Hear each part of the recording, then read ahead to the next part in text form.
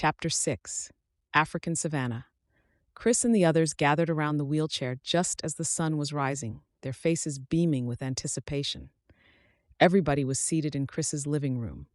While the group was organizing their next excursion, Marie had been serving them tea.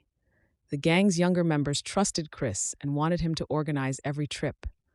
Their excitement for exploring had grown as a result of their prior trips. Their knowledge had grown, and their perspective on the world had evolved as a result of the adventures.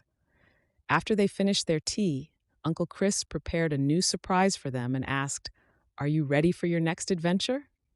Chris asked his friends. They took a seat on the modified wheelchair together. The wheelchair had become a portal to other planets, a vehicle of enchantment. A swirl of excitement in the air as Chris hit the destination button and their hands met. With a flash of color and a sweet wind brushing their faces, they gently touched the ground. As they saw the vast savannas covered in acacia trees unfold before them, their eyes widened with wonder. They had reached the pulsating center of uncharted territory. "Is this Africa, Uncle Chris?" Fletcher asked, barely able to contain his excitement.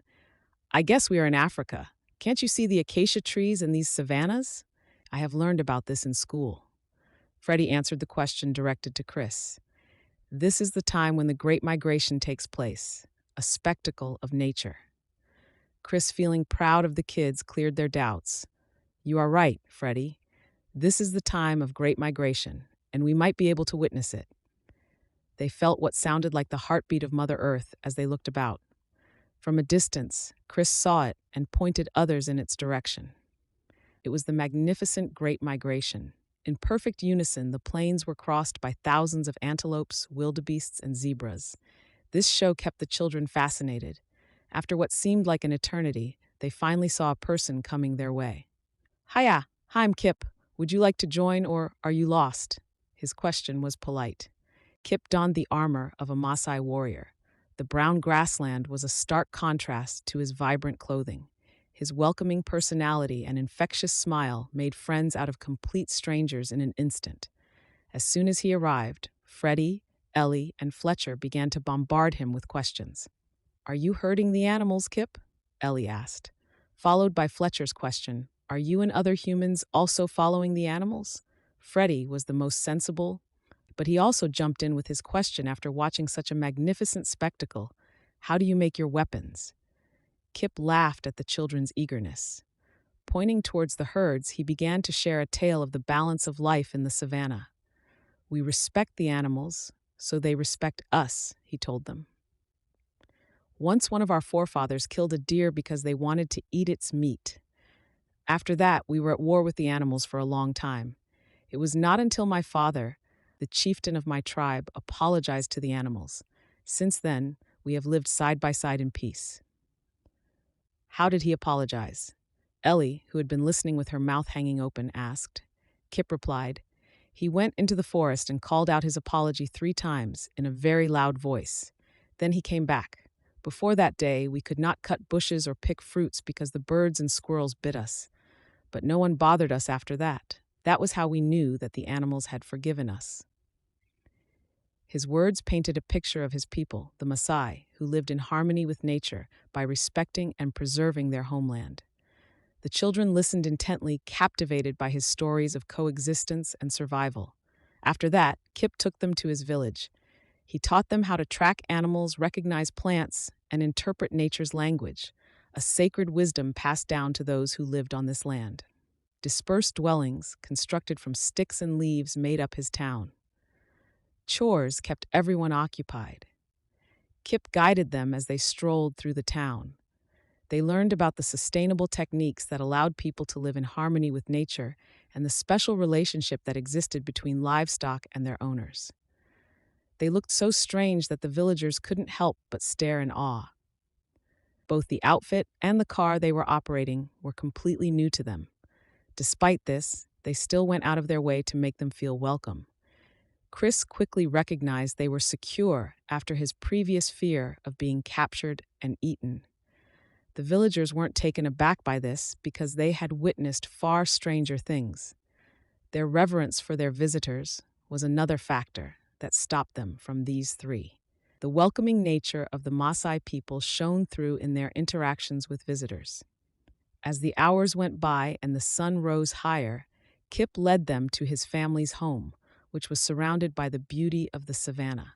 They got to see for themselves how Maasai culture was characterized by hospitality and a sense of community.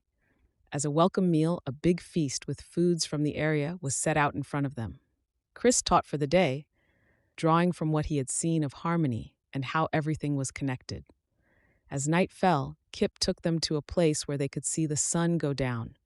There were shades of pink and red in the sky over the vast savanna, and the sounds of animals made a symphony all around them.